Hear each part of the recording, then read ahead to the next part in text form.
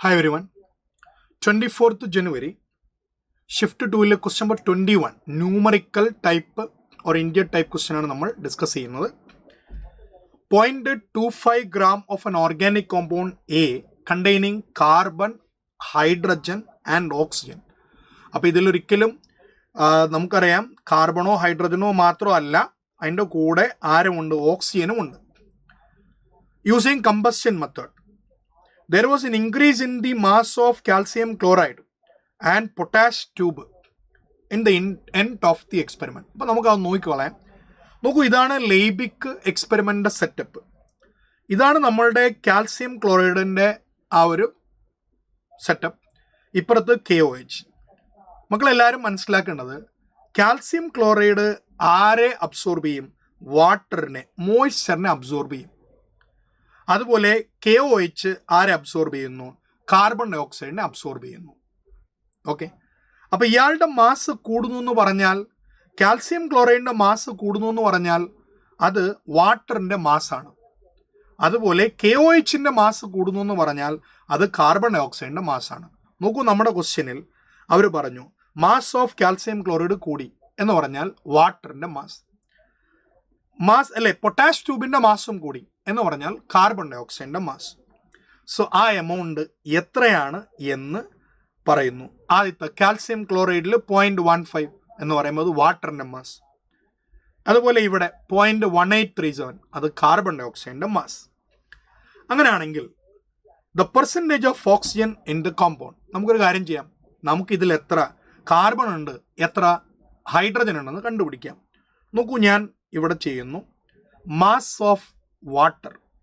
So I have a mass of water is equal to 0.15 gram. Okay, അങ്ങനെയാണെങ്കിൽ number of moles of water is equal to 0.15 divided by 18. ഈ number of moles of water കണ്ടാൽ അതിൻ്റെ ഇരട്ടി moles of hydrogen ഉണ്ടാവുമല്ലോ. അങ്ങനെയാണെങ്കിൽ number of moles of hydrogen is equal to 0.15 by 18 into 2. അപ്പോൾ mass of hydrogen into 1. So number of moles of hydrogen is equal to mass of hydrogen. So I can say that 0.30 divided by 18. 0.30 divided by 18. ഇതാണ് mass of ആരായിട്ട് നമുക്ക് കിട്ടുക? ഹൈഡ്രജനായിട്ട് നമുക്കവിടെ കിട്ടുക. So it will be, അപ്പോൾ ഇയാളുടെ answer നമ്മൾ എന്ത് ചെയ്യണം? കാൽക്കുലേറ്റ് ചെയ്യണം. തീർച്ചയായിട്ടും നമുക്ക് ഇയാളുടെ വാല്യൂ ഒന്ന് കാൽക്കുലേറ്റ് ചെയ്യാം. സോ 30, അപ്പോൾ 3 വെച്ച് നമുക്ക് കട്ട് ചെയ്യാം. തൽക്കാലം ഞാനിതിന് ഇങ്ങനെ എഴുതുന്നു, 30 ഇൻറ്റു 10⁻⁻2 ഡിവൈഡഡ് ബൈ 18. അപ്പോൾ 10/6. So we'll get mass of hydrogen is equal to 10/6. 10/6 into 10⁻⁻2. 10/6 എന്ന് പറയുമ്പോൾ നമുക്ക് ഏകദേശം 1.66 എന്ന് എഴുതി പോവാം. ഓക്കെ, 5/3 അല്ലേ, 5/3. സോ 1.66, 1.67. അപ്പോൾ 1.67 എന്ന് പറയുമ്പോൾ 0.016 ഇതായിരിക്കും ഹൈഡ്രജൻ്റെ എമൗണ്ട്. സോ ഹൈഡ്രജൻ്റെ amount we got 0.016. Next, what is the mass of carbon? അപ്പോൾ നമ്മളിവിടെ ഓൾറെഡി കാർബൺ ഡൈ ഓക്സൈഡിൻ്റെ മാസ് ഉണ്ട്. So I can write it mass of carbon dioxide. 0.1837. അങ്ങനെയാണെങ്കിൽ number of moles of carbon dioxide is equal to 0.1837 divided by 44, which is equal to number of moles of carbon. So mass of carbon is equal to 0.1837 divided by 44 into what we can write 12. അപ്പോൾ 4 വെച്ച് cancel ചെയ്യാം. അങ്ങനെ cancel ചെയ്താൽ ഇവിടെ 11, മുകളിൽ 3.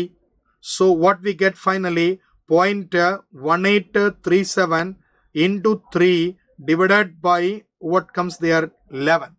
അപ്പോൾ അങ്ങനെ നമുക്ക് മാസ് ഓഫ് ആരും കണ്ടുപിടിക്കാം, കാർബണും കണ്ടുപിടിക്കാം. So this will be coming around 0.05 gram.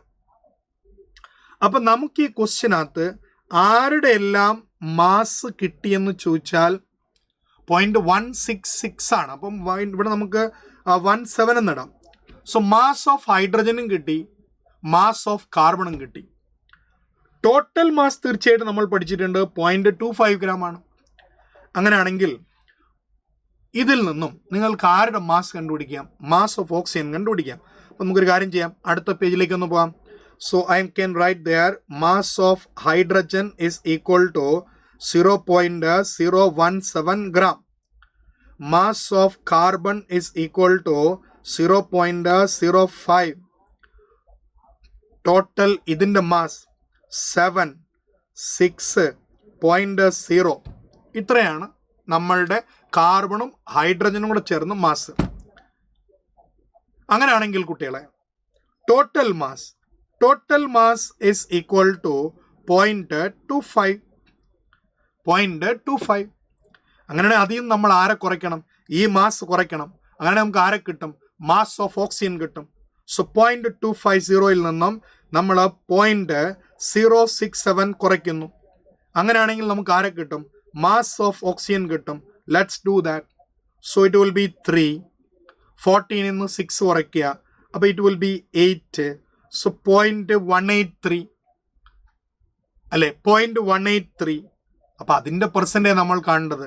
അങ്ങനെയാണെങ്കിൽ percentage of oxygen is equal to 0.183 divided by 0.250 into what comes there 100.